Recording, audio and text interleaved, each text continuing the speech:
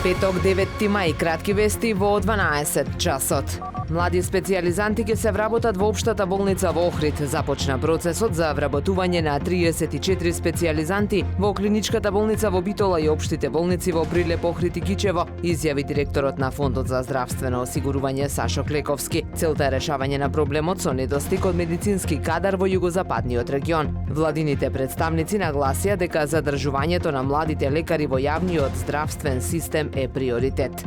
Денес во светот и во Македонија се одбележуваат 80 години од денот на победата над фашизмот, а овој ден се слави и како Ден на Европа. По тој повод делегација на Општинската организација на Сојуз на борци од Охрид и Дебрца положи цвеќе на споменикот во местноста Раштани кај село Белчишта. На 9 мај 1945 година со потпишувањето на безусловна капитулација на нацистичка Германија, официјално беше ставен крај на Втората светска војна која однесе повеќе од 50 милиони животи и во која учествуваа 61 земја. Македонија за време на Втората светска војна беше на страната на антифашистичката коалиција. Во борбите против фашистичките окупатори, само од Вардарскиот дел на Македонија загинале 33.000 луѓе.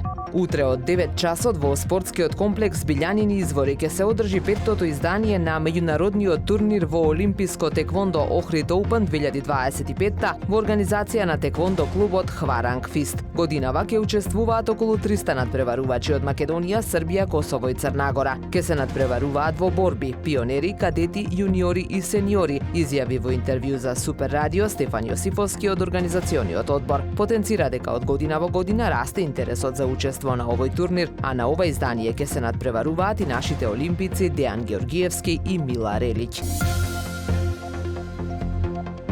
Времето денес променливо облачно со сончеви периоди, дува слаб до умерен северен ветер, максималната температура во Охрид до 19 степени. Повеќе информации на ohridpress.com.mk.